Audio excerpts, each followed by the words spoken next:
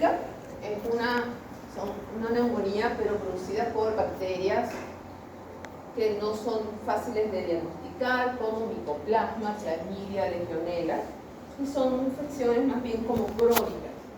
Son unas manifestaciones de tipo casi de fiebre, el malestar es constante, pero más o menos así, no tan fuerte. La tos es seca, no es productiva y hay, digamos,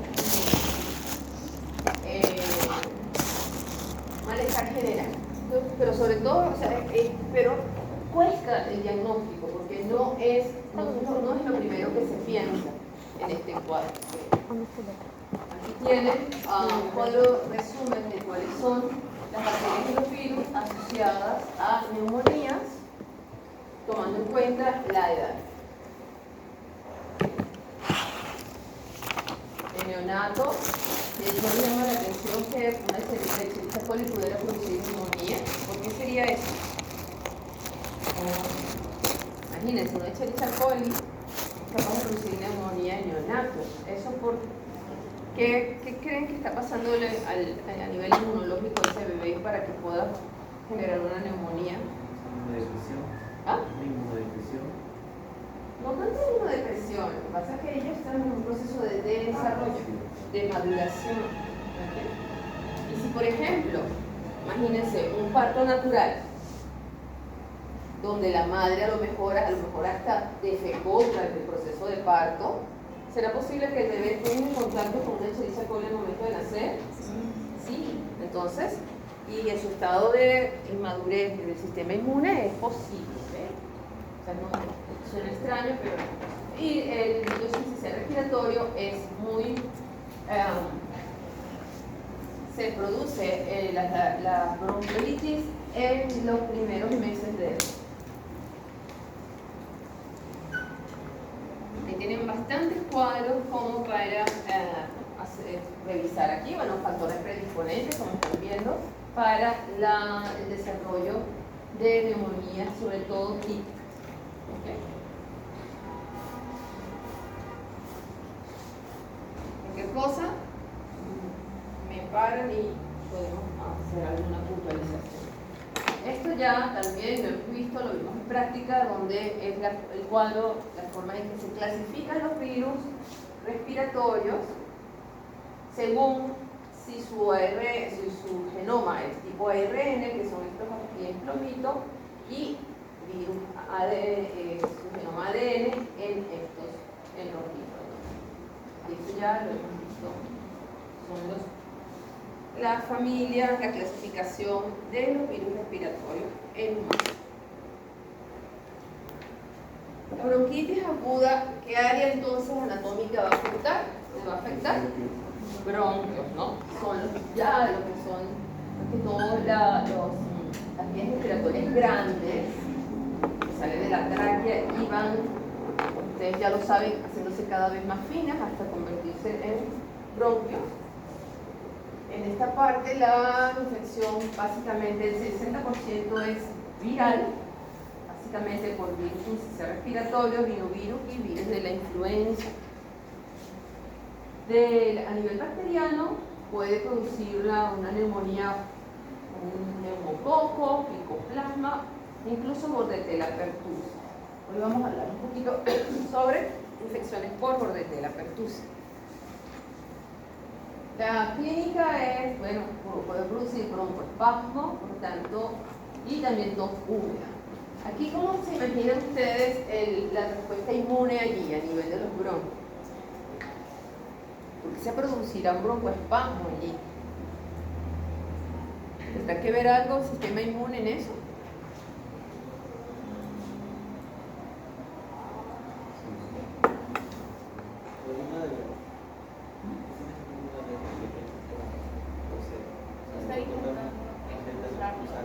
Eso es por un lado, la producción de moco. O sea, ante un agente infeccioso allí, lo primero que se activa es la primera barrera de defensa, que era la producción de moco, ¿recuerdan? Por eso es que la tos productiva es húmeda, en principio. Y la tos es otro de los reflejos de la forma en que las barreras primarias van a tratar de compensar ese proceso de infección. Y el broncoespasmo, bueno, ya es el proceso inflamatorio que se genera cuando el sistema inmune, los macrófagos y todas las células de inmunidad innata se activan y van a generar un proceso de obstrucción del flujo de las vías aéreas. Miren acá, hay moco, hay una vasoconstricción y eso dificulta el proceso de oxigenación. ¿Qué hacemos en esto para confirmar el diagnóstico? Si básicamente es viral, es muy poco útil utilizar cultivos y GRAM para su diagnóstico, ¿no? Excepto que realmente se sospecha, por ejemplo, de una endoferina que es producida por la Bordetella pertussis. Si es viral, si es una influenza, no le vamos a hacer ese tipo de estudio, tenemos que hacer las pruebas para influenza. ¿Cuáles son las pruebas de diagnóstico que podemos usar para confirmar una infección por virus de la influenza? ¿Cuál? ¿Qué podemos hacer? ¿Cómo se diagnostica la influenza? Inmunofluorescencia. Influencia y así más práctico. ¿Hisopado? Ajá. Pruebas relacionadas con un anticuerpo de qué tipo? ¿Cuál es la más práctica que teníamos? Y podían discriminarse entre tipo A, B.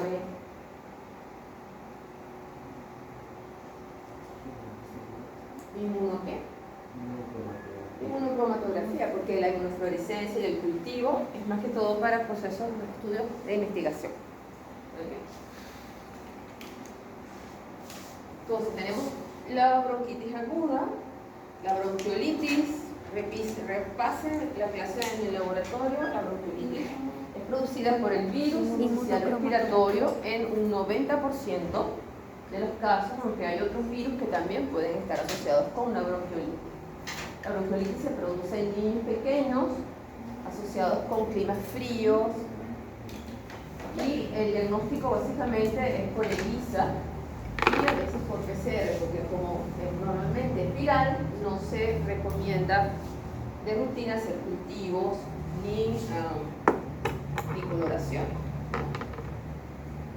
Revisen la clase de laboratorio, que ahí está mucho más profundo el tema de la bronquiolitis, muy importante. A nivel de infecciones por hongos, aquí está un resumen de los más importantes. Son básicamente enfermedades oportunistas. Cuando decimos enfermedades oportunistas, ¿de qué estamos hablando? ¿Ah? Muy bien. Son infecciones que a una persona inmunocompetente normalmente la toleraría, la manejaría perfectamente y no habría problemas, pero las personas inmunocomprometidas sí pueden llegar a ser enfermedades graves, ¿no? ¿Se acuerdan? Ya lo vimos también en el laboratorio. Pneumocystis jilovensis es uno de los hongos que producen en inmunosuprimidos mayor letalidad. Criptococcus neoformans, también creo que lo vamos a ver ahorita. Criptococosis, la histoplasmosis producida por Histoplasma capsulatum, la aspergilosis producida por Aspergillus fumigatum y la blastocomicosis también, ¿no? Pero esos son datos más que todo en Estados Unidos. ¿Dónde habrá más infecciones o más probabilidades de infecciones por hongo? En Estados Unidos, que tiene 4 estaciones, o en el trópico, que todo el año las temperaturas son promedio, donde la humedad es alta todo el año, en el trópico. En parasitología es igual. O sea, creo que ustedes están viendo en parasitología que lo que vivimos en el trópico a nivel de parásito no se compara con otros países, ¿no? Entonces, bueno, aquí está un resumen de 2 de las infecciones estas, que es la neumocistosis, que es producida por Pneumocystis jilovensis, una enfermedad infecciosa subaguda, normalmente afecta a los inmunosuprimidos, como vimos, El reservorio es humano y animales, porque también la neumocitis puede ser transmitida por animales. Transmisión aérea, periodo de incubación no está muy claro, puede ser largo de 1 a 2 meses y evidentemente afecta el sistema respiratorio. Ese es el neumocitis girones. Por otro lado, el Cryptococcus, básicamente el Cryptococcus neoformans, aunque hay otras especies, cuando aparece SMP, están hablando del género en general, o sea, la información que están dando tiene que ver con el Cryptococcus como una enfermedad normalmente sistémica que puede diseminarse. El Cryptococcus neoformans, por lo menos, tiene mucha afinidad con el sistema nervioso central. Entonces, entra por los nervios, sube por médula ósea y afecta a nivel cerebral. ¿Okay? Puede producir meningitis inclusive, ¿no? También afecta, pueden haber lesiones en piel que cuando se produce una infección por Cryptococcus no cura. Es un problema. Cuando dicen que es externo saprófito, es que se encuentra en el ambiente siempre y asociado al guano de las aves. ¿Recuerdan que lo vimos también, yo no había estudiado? A ver, cuando vimos ¿cuál es la característica morfológica del Cryptococcus neoformans? Es un hongo, ¿de qué tipo? Eso lo vimos desde el principio, creo que lo hemos visto también en teoría. ¿Qué tipo de hongo es el Cryptococcus neoformans?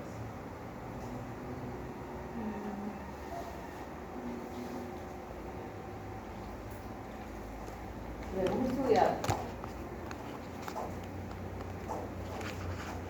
A ver, ¿qué son variantes?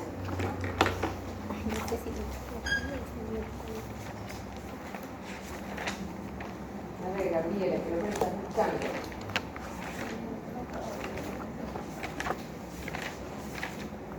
Es una levadura que crece en el excremento de las aves y se inhala y produce ese proceso infeccioso. ¿Cómo lo vemos en el microscopio? Había una forma de verlo que ustedes se lo aplican para todo. Es un hongo, levadura con una cápsula muy grande. ¿Qué coloración se utiliza o qué técnica de observación? ¿Ah? No. Es que para ver cápsulas, bacterias y hongos con una gran cápsula, tinta china. Entonces, ¿se acuerdan que cuando hablamos de tinta china hablamos de Cryptococcus neoformans? Claro, porque fue al principio. ¿Ah? No, pues la tinta es la azul de la tofenol. Aquí es por la cápsula, que hace la tinta china. ¿Ah? No penetraba la cápsula. Claro, sobre un fondo negro que da la tinta china, ¿no? Entonces dijimos que era muy importante porque este hongo podía producir infecciones del sistema nervioso central, pero también afecta, por ejemplo, heridas se contaminan con el hongo, pueden producir lesiones ulcerativas difíciles de controlar. Aquí está el Cryptococcus como una levadura observada ¿en qué color? ¿Con qué técnica? Tinta china. Entonces, está un poquito la parte epidemiológica para que se acuerden, porque esta misma imagen la usamos. Entonces, una vez que se inhala, puede ser diseminada, se puede diseminar por todo el cuerpo e incluso dañar al sistema nervioso de forma permanente.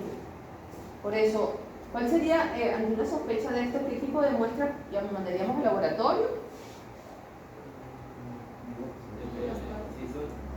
Claro, va a depender. Si es una úlcera, muestras puede ser una biopsia. Y si ya empieza la persona a tener síntomas meningios, líquido cefalorraquídeo, ¿no? Y le haríamos directamente una tinta china. Y si vemos algo de esto, ya casi que diagnóstico. Y ya pueden comenzar a hacer un tratamiento, porque se puede confundir con muchas cosas. La aspergilosis también es producida por varias especies de Aspergillus. Aquí está la lista de los Aspergillus, donde Aspergillus fumigatus es uno de los más comunes. Son hongos ambientales que no deberían ocasionar ningún problema en pacientes inmunocompetentes. Pero en los pacientes inmunosuprimidos realmente genera un proceso invasivo y puede llegar incluso hasta la muerte. Ahorita vamos a estudiar la fisiopatología de la tuberculosis. Vamos a ver que la tuberculosis, cuando se cura, va a formar como unas cavernas donde estaban los granulomas originales. Entonces quedan como huecos fibrosos en el pulmón, y eso es lugar especial, le encanta, es un hotel 5 estrellas para el aspergillus. Entonces una persona que haya tenido previamente tuberculosis puede estar predispuesta, puede tener una predisposición a adquirir una aspergilosis pulmonar. ¿Okay? Porque a ellos les encanta, digamos, esa zona para proliferar. Estas son sus formas reproductivas, que uno cuando lo cultiva en el medio se cultivan los hongos. ¿Seguro? Podemos tomar un poquito de ese cultivo, hay una práctica, nuestra última práctica es de hongos, y podemos observar las estructuras reproductivas de las aspergillus. ¿Okay? Fíjense que pueden ser diferentes tipos de infecciones. Puede generar reacciones alérgicas, puede generar obstrucciones, ya colonización del sistema respiratorio más profundo, incluso producir sinusitis, puede infectar heridas superficiales como las que parecidas al criptococcus y producir infecciones profundas en el sistema respiratorio y a nivel sistémico también. ¿Okay? Va a depender básicamente de el sistema, cómo está el sistema inmunológico de la persona. Pero miren todas las infecciones que pueden producir. Ese es el aspergillus. Vamos a hablar ahora de una bacteria que le hemos estudiado antes, ¿no? ¿Le suena el Corynebacterium listeria? ¿Qué enfermedad produce el Corynebacterium listeria? La difteria. Entonces sí, vamos a recordar un poco voy a aprender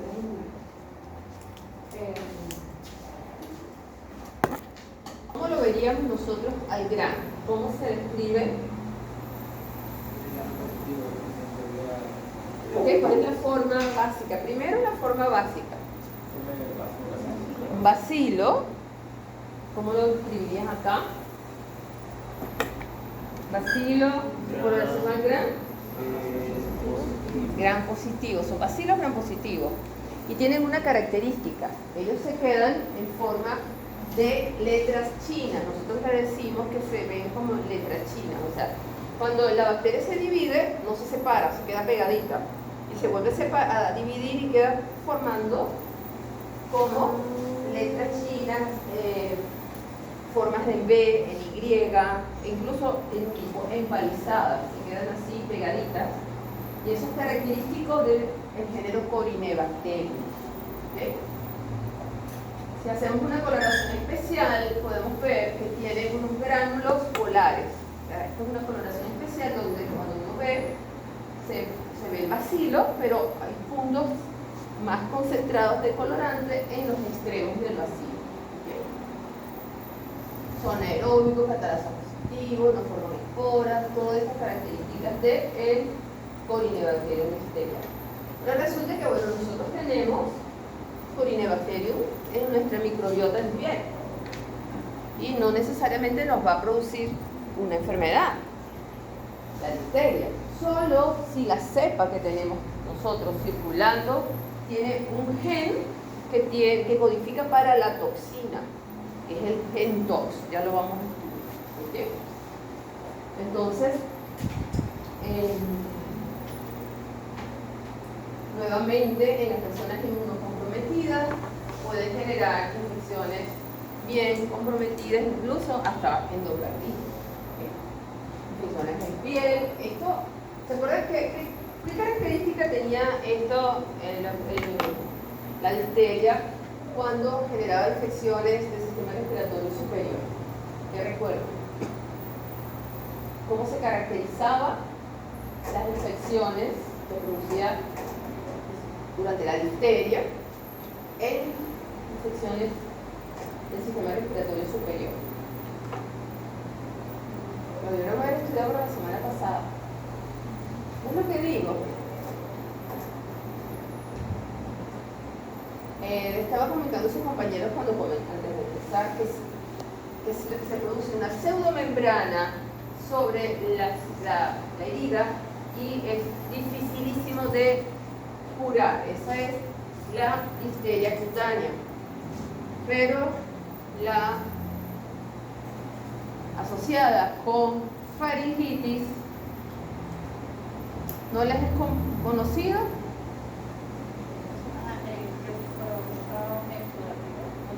¿Una qué? No. Una cosa particular que se asocia con la difteria. Vas por ahí. Ajá. ¿Una qué? Mírala, a ver si te acuerdas. Mira lo que dice. No lees más de ese chiquitico. Ay. Se produce una pseudomembrana. Dios, muchachos. Pseudomembrana.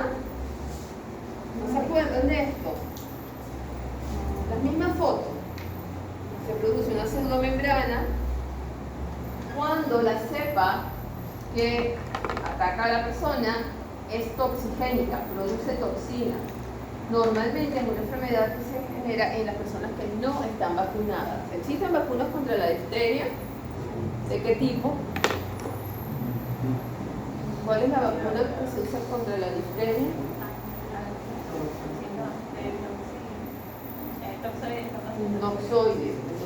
Toxoide diftérico, porque esta enfermedad la produce realmente, es una toxina. ¿Ok? No es la bacteria su presencia sola, sino la producción de una toxina. ¿Ok? Entonces la vía de entrada es aérea también, por gotículas contaminadas, altamente contagiosa, muy contagiosa, y a nivel de faringe puede producir entonces la faringitis con la generación de una pseudomembrana que realmente lo que significa es el efecto tóxico sobre el tejido que lo necrosa, forma un tejido fibroso de tejido muerto. Esto se lo tienen que aprender, tienen que estudiar esto, cómo es el mecanismo de acción de la toxina difterica. La bacteria, que es un bacilo gram positivo, tiene una cápsula o un antígeno K que es antifagocitario.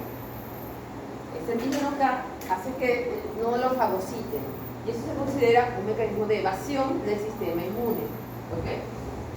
También tiene el llamado factor cordón, que también lo tiene el Mycobacterium tuberculosis, que son unos compuestos que también son antifagocíticos, están sobre la pared celular y evita que el macrófago lo elimine. Antifagocítico. Dentro del macrófago ellas pueden sobrevivir. Es otro mecanismo de evasión del sistema inmune. Puedo preguntar eso, ¿sí? ¿Cuáles son los mecanismos de evasión del sistema inmune de las bacterias? De ahí juntamos las dos, bacteriología e inmunología. ¿Okay? Se produce las cepas toxigénicas van a generar una exotoxina que realmente quien le inyecta, por decirlo así, ese factor es un virus, un bacteriófago, el bacteriófago beta. Este bacteriófago tiene un gen que se llama gen tox, que le induce a la bacteria a la síntesis de la toxina. ¿Okay? Por eso es que existen cepas que no producen toxinas, pero las cepas que adquieren este gen a través del fago, de este virus bacteriófago, llamado gen tox, va a producir la toxina. Una toxina tipo AB, hay diferentes tipos de toxinas. Las AB tienen una subunidad y una subunidad B. Normalmente una sirve de adherencia a los tejidos y la otra es la que tiene la actividad biológica.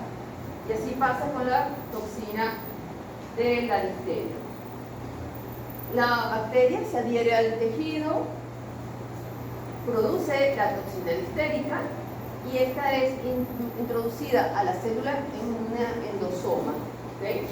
Luego el factor B es el que permite la adherencia a nivel del tejido de la célula, pero el factor A va a inhibir el factor de elongación de la síntesis de proteína en los ribosomas.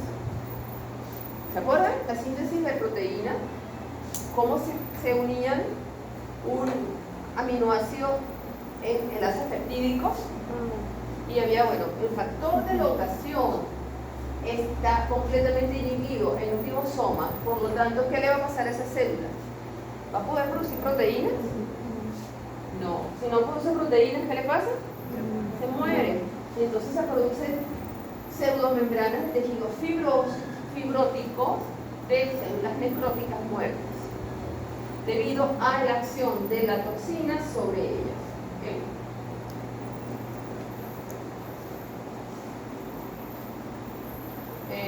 Además de la toxina, como tal, tiene isoenzimas que van a permitir este proceso también de deterioro de las células, como hialuronidasa, separa la célula, desoxirribonucleasa, neurominidasa, favorece la colonización. O sea, además de la producción de esta toxina, estas enzimas también ayudan al proceso de colonización y de destrucción del tejido.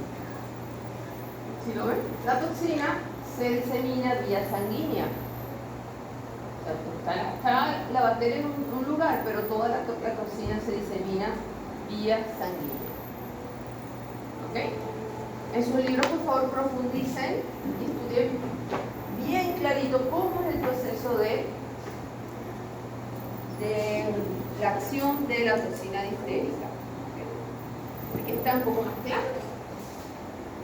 La toxina B induce el B, la factor B induce la endocitosis, se libera, donde el componente A afecta el proceso de síntesis de proteínas a nivel de los factores de elongación en la traducción y ya se inhibe el proceso de síntesis.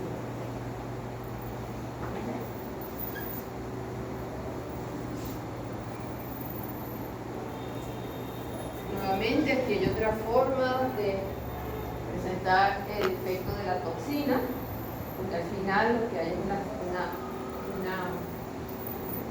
inhibición de la síntesis de proteína y se va a manifestar con esta pseudomembrana que va a obstruir el paso del aire, puede llegar y va a generar un proceso tóxico en todo el individuo. ¿Okay?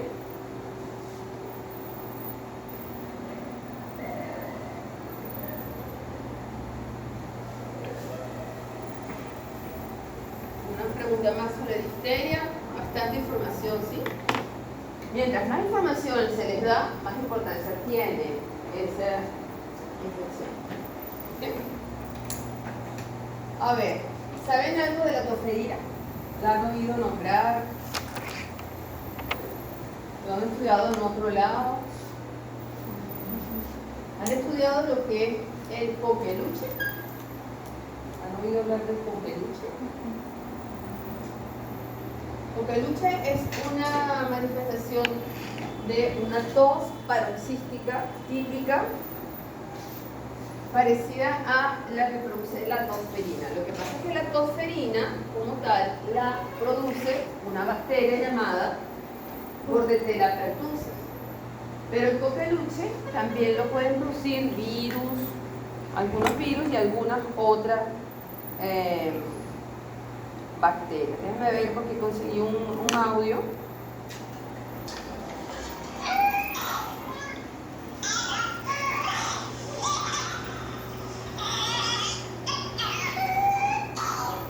Se ahoga.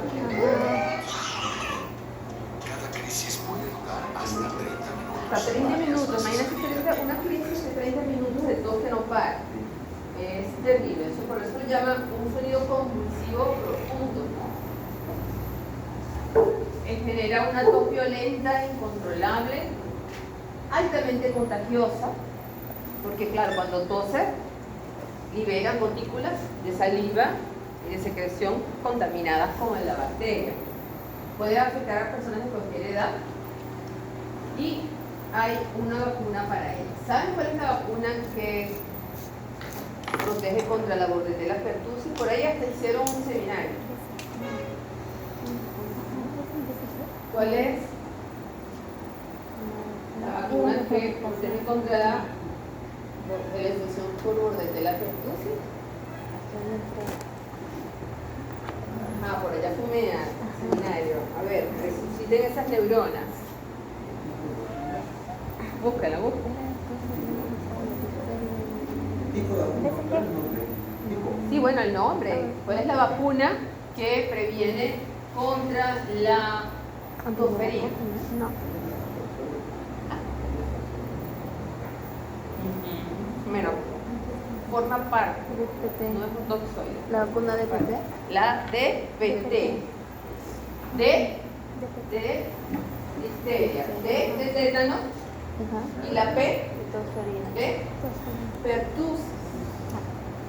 Existen dos tipos de vacunas. La que tiene la célula completa, o sea, tiene las dos toxoides más la célula completa de pertussis, y una que llaman acelular, que es una vacuna producida con la gran cantidad de agentes de virulencia que tiene. Ahorita lo podemos ver. A nivel clínico, es una enfermedad que comienza en una primera etapa como un catarro común, pero luego se complica a las 2 semanas y empieza a producir estos estados de tos y estornudos, pero ya como más complicados, ¿no? Eso lo llaman la fase paroxística, que es cuando se produce todo este proceso de tos que puede llegar a durar semanas. ¿Sí? Puede llegar entre 1 y 6 semanas esa fase todavía de tos. Y una convalecencia que puede estar más de 2 a 3 semanas. O sea, que una infección, una enfermedad bastante prolongada. ¿Okay? Y incluso puede recurrir la tos. Ya cuando se mejora con la crisis de tos, puede volver a recaer. ¿Okay? Lo más, fíjense lo que dice, en lactantes menores de 3 meses, la intensidad del riesgo es que haya una apnea, o sea, se paralice el proceso de respiración y haya, bueno, lesiones, por supuesto, por anoxia. ¿Okay? Un poco el cuadro clínico. La tosferina. Entonces, el proceso de infección se adquiere vía inhalatoria y puede empezar a afectar desde el inicio toda la mucosa traqueal, bronquial, ¿sí? Y donde ella llega va a dañar los tejidos. Realmente tiene una gama muy grande de factores de virulencia y ya lo vamos a ver. En este caso, si afecta la tráquea y los bronquios, va a producir una traqueitis, bronquitis, va a depender del lugar donde se genere el daño. Se propaga con gotículas de saliva, se adquiere vía inhalatoria y ellas se van a adherir a las células ciliadas de la nasofaringe y ahí se van a ir diseminando, pueden llegar hasta los bronquios. ¿Okay? Y miren la cantidad de factores de patogenicidad que tiene. Esta es una enfermedad que no está controlada.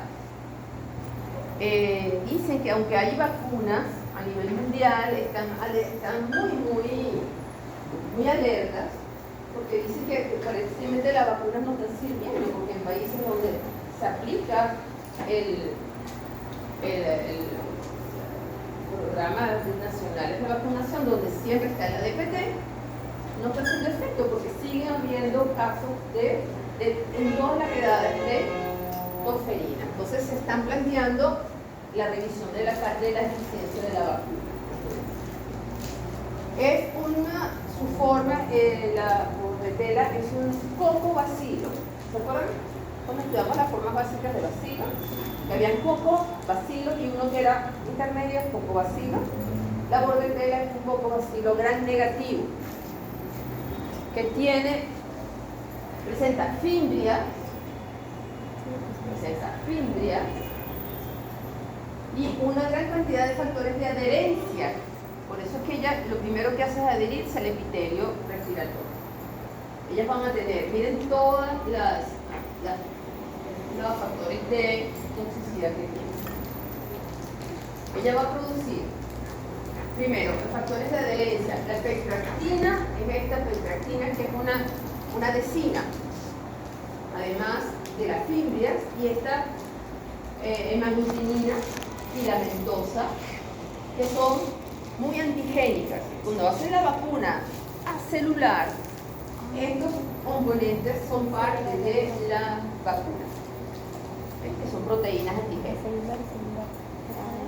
Entonces, las proteínas filamentosas, la pectrina, entonces se van a unir a las lipoproteínas de las células ciliadas de una forma bien fuerte, por lo tanto van a quedar adheridas a ese tejido. Y ahí van entonces a producir una cantidad de toxinas y de proteínas que van a hacer daño al tejido. Entonces miren, la primera es la toxina pertussis. Una toxina que ya vamos a estudiar cómo funciona. La toxina pertussis va a alterar el proceso de respuesta inmunológica. Ella va a alterar la capacidad de la respuesta inmunológica y va a dañar el tejido ciliado. ¿Se acuerdan que una de las primeras medidas del sistema inmune es la tos? Por eso es el tema de la tos. Porque ellas se quedan tan pegadas que es como que tú miras algo allí que con la tos lo quieres sacar y no puedes, porque las adhesinas son demasiado potentes. Y ellas se van a ir multiplicando y se van a ir diseminando más hacia abajo en el sistema respiratorio. Estas toxinas por sí sola, entonces, están picadas en la adhesión, va a generar una respuesta inmune para producir leucocitosis. Incluso va a generar un proceso como alérgico, va a activar la hipersensibilidad de tipo 1, va a generar cuadros como alérgicos y procesos inflamatorios locales. Va a generar otra enzima que es la adenilato ciclasa, que es una parte de la toxina que va a inhibir la fagocitosis y va a alterar todo el proceso interno de secreción de mucosa, o sea, va a estimular la función de mucosa. Tienes una citotoxina traqueal que va a destruir las células ciliadas y una toxina dermonecrótica, miren los nombres, o sea, ella de por sí ya va a generar necrosis en el lugar de donde se encuentra. ¿Okay? Esta lámina también pónganla como importante para que la tengan. ¿Cómo es la toxina de la bordetela pertussis? Aquí tenemos, entonces, acuérdense que tenemos la toxina dermonecrótica, la adenilato ciclasa y la toxina pertussis como tal. Estos son factores tóxicos, factores que ya lo vimos aquí, ¿sí? Aquí las vuelven a poner. Y aquí nos van a explicar cómo es el proceso, cómo funciona la toxina como tal. Es una toxina muy compleja que tiene 5 subunidades proteicas. Ellas sirven como anclaje y la que tiene actividad enzimática es la S1, la subunidad 1, es la que tiene una actividad de ribosilasa de ADP y es la parte más tóxica de toda la estructura, ¿no? Miren aquí cómo es el proceso. La toxina se adhiere a un receptor que es introducida a la célula por endocitosis. Ella pasa por Golgi en forma retrógrada, se llega hasta el sistema retículo endotelial rugoso y allí de alguna manera ella va a producir una proteína que van a tener esta actividad ribosilasa de ADP. Este ADP que se va a formar acá va a alterar. ¿Ustedes estudiaron receptores tipo GTP? Sí. O sea, bueno, que había receptores para la señalización celular, tipo tirosina, y esta activa la adenosiclasa, la GTP. Entonces, ¿qué pasa? Ella va, aquí son los receptores GTP de la célula, y ella va a inhibir en esta forma de adenosiclasa de ADP la síntesis de adenosiclasa. Imagínense todas las señales que controlan y regulan la adenosiclasa para la síntesis de una gran cantidad para activación de genes en el núcleo para la síntesis de proteína. Entonces, ¿qué hace ella? Ella va a generar este proceso y al final lo que va a inhibir es que las células se afectan, por ejemplo, a las células del sistema inmune, inhibe la síntesis de citocinas y va a inhibir el proceso inflamatorio que realmente que podría controlar el proceso infeccioso. O sea, ellas van a inhibir la síntesis de ciertas componentes que al final van a hacer que la célula, por un lado, deje de tener sus procesos normales de funcionamiento y sin la célula perfecta. Son células inmunes, va a alterar toda la regulación de la actividad del sistema inmune por efecto de la toxina. Por eso fue tan importante el desarrollo de la vacuna, porque realmente es una enfermedad muy tóxica, o sea, la bacteria. Y esta sí, no es como la Corynebacterium disteriale, que depende de un gen externo para adquirir la toxicidad. No, esta en su estructura básica tiene demasiadas componentes tóxicos, factores de virulencia que van a generar el proceso infeccioso mortal. ¿Cuál es entonces el síntoma más característico de la enfermedad por Bordetella pertussis?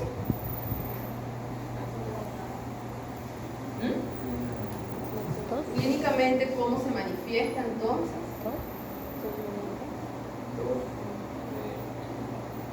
Siempre es una infección del sistema respiratorio bajo, donde hay acumulación de moco, donde hay generación de una tos paroxística que puede producir problemas muy graves, que se produce en cualquier edad, pero en los niños es muy grave.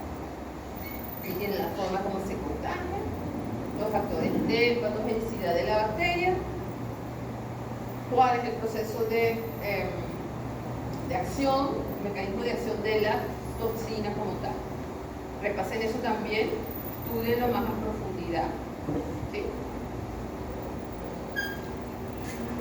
Y bueno, entramos a nuestro tema clave, bueno, todos son importantes, como es la tuberculosis.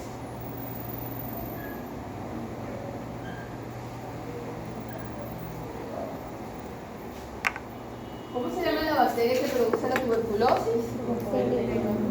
¿Qué características tiene el Mycobacterium tuberculosis como bacteria? ¿Bacilo? ¿Podemos decir que es gram positivo o gram negativo?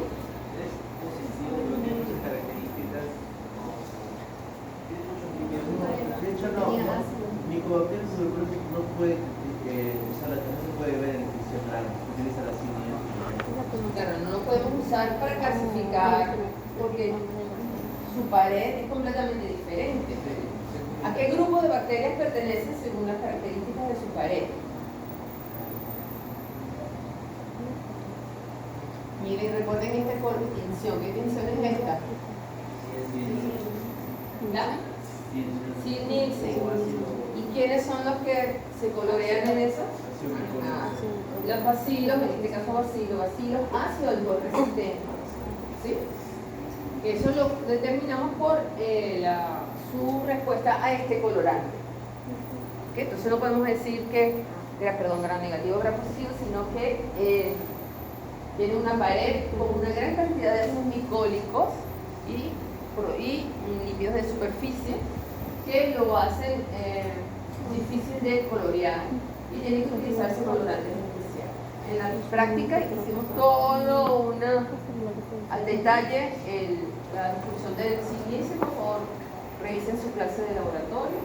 También allí revisamos las características del Mycobacterium, cuáles son los medios de cultivo en los que se pueden aislar, el tiempo que necesitan, cómo se ve, las pruebas bioquímicas, todo eso está en la clase de laboratorio de la semana pasada. Repasen eso, por favor. ¿Cómo nosotros podemos diagnosticar Mycobacterium con una técnica que cuenta el número de bacilos en los extendidos de esputo, llamado ¿cómo? ¿Cómo se llama esa técnica? Baciloscopía o BK. Y ahí van preguntas para el examen de eso, ¿ok? Así que repasen sus clases de la semana pasada de laboratorio. Entonces, bueno, a nivel clínico, ¿qué hacemos? ¿Cuál es la fisiopatología de la tuberculosis? Primero, ¿cuál es la forma de entrada de la bacteria al organismo? Vía inhalatoria, ¿ok? Muy bien. Entonces, ella va a llegar al pulmón y tiene dos vías. Tiene una infección que le llaman primaria y una infección que le llaman secundaria. En la infección primaria hay la producción de la infección local de los ganglios linfáticos y ella va a ser en primera instancia, esa es muy borrosa, está mejor cuando en primera instancia ella va a entrar y en un paciente que no sea inmunocompetente, normalmente los niños, se va a formar lo que se llama de los glóbulos blancos, un complejo de Ghon, que básicamente es un granuloma. ¿Okay? ¿Qué es un granuloma? Ya lo vamos a ver. Una entidad celular bien interesante que intenta como aislar los bacilos, ¿ok? Porque si lo logra, el sistema inmune logra eliminarlo una vez que llega, se supera la enfermedad, pero si no, ella va a quedar en forma latente dentro de estos granulomas, o también llamados complejo de Ghon. Este complejo de Ghon puede progresar en diferentes formas. Una de ellas es que haya una actividad de hipersensibilidad y producir una fibrosis en ese lugar. Otro, que haya un proceso que desarrolla la enfermedad, sobre todo en personas inmunocompetentes, y puede terminar con la muerte de la persona, sobre todo inmunosuprimido o desnutrido. Estas bacterias pueden pasar al sistema circulatorio, diseminarse vía sanguínea y producir la llamada tuberculosis miliar. ¿Se acuerdan? ¿Qué vacuna previene la tuberculosis miliar? La BCG. ¿A qué edad se coloca la BCG? En el recién nacido, justamente para evitar esta parte, ¿no? Porque en los niños, normalmente si se infectan con el Mycobacterium, puede llegar a producirse una bacteriemia severa y llegar a la muerte. ¿Okay? Si la diseminación no es por vía de sanguínea, sino linfática, porque yo no sé por qué aquí no le están dando tanta importancia a los mecanismos de evasión del Mycobacterium.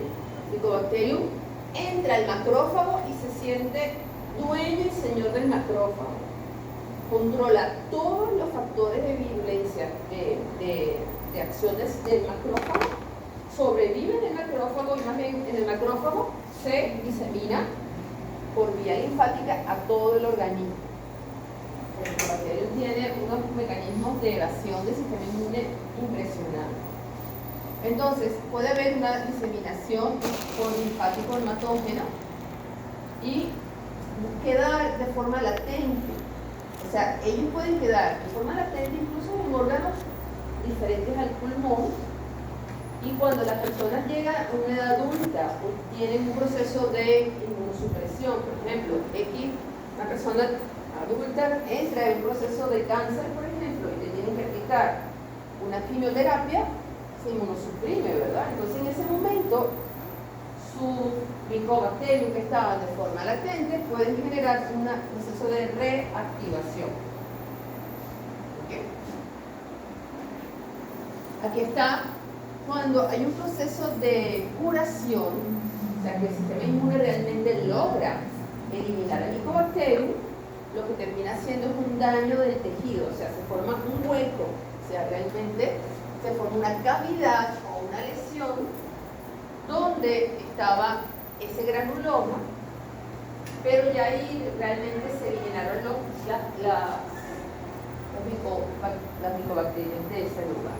Entonces, en este tenemos las dos vías. En una infección primaria, si no hay, en un 10% de los casos que no hay un control, un buen sistema inmune activo, puede diseminarse vía sanguínea o linfática y producirse una diseminación y generarse una tuberculosis extrapulmonar que puede afectar. Miren todos los órganos que pueden afectar: pulmón, por ejemplo, pleura, hígado, vasos, riñones, glándulas adrenales, todos estos, incluso el cerebro puede haber meningitis por Mycobacterium tuberculosis. Si en el 90% de los casos, entonces hay la producción de una forma de control, que es la formación de ese complejo de Bond, que es un granuloma que va a intentar controlar y eliminar al Mycobacterium. Eso lo vamos a ver ahora. Miren este proceso de evolución de la infección.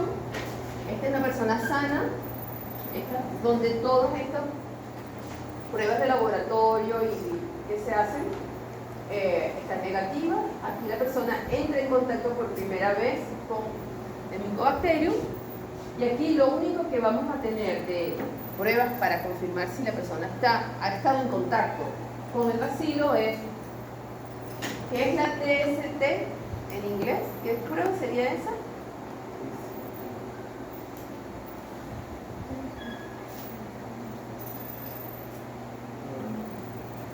Lo vimos de tipo 4, retardada.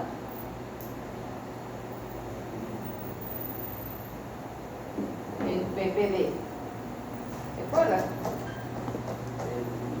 La tuberculina. Pero se llama PPD. Aquí el test de tejido.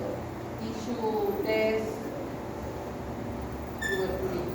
Y el IGRA es la prueba de interferón. Revisen en la práctica pasada que es el IGRA, que es una prueba complementaria al PPD, a la prueba intradérmica, que nos indica, nos mide la cantidad de interferón que se libera, y eso es una forma indirecta de hablarnos de que el sistema inmune está tratando de eliminar a el Mycobacterium.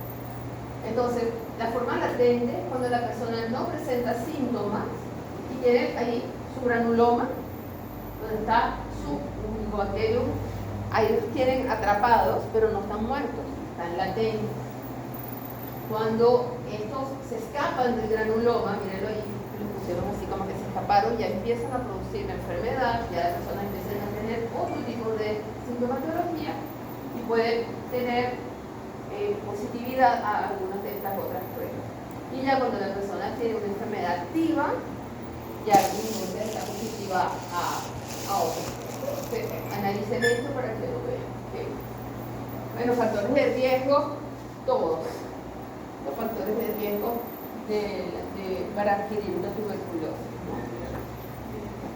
Tienes todo lo que es la inmunosupresión, el tabaquismo, incluso hasta la edad. Entonces, analicen eso también. demanda, porque es todo el proceso de cómo el sistema inmune va a tratar de controlar la presencia del micobacterio y cómo el micobacterio se va a escapar, ¿no? de ello. Si este es el micobacterium, lo primero que hace, por supuesto, es que el macrófago alveolar trata de atraparlo, ¿no? Y si él entra, pero él tiene tantos factores de evasión a la respuesta del macrófago, que lo que hace es multiplicarse dentro del macrófago, ¿ok? Entonces, el macrófago necesita la ayuda de los linfocitos T para que lo reactiven con la interferón, para que entonces el macrófago se potencie y pueda entonces destruir al micobacterio. Y esto va a generar también la formación del granuloma, que está como organizado y dirigido por los macrófagos. ¿Qué pasa aquí con el granuloma? Viene para acá.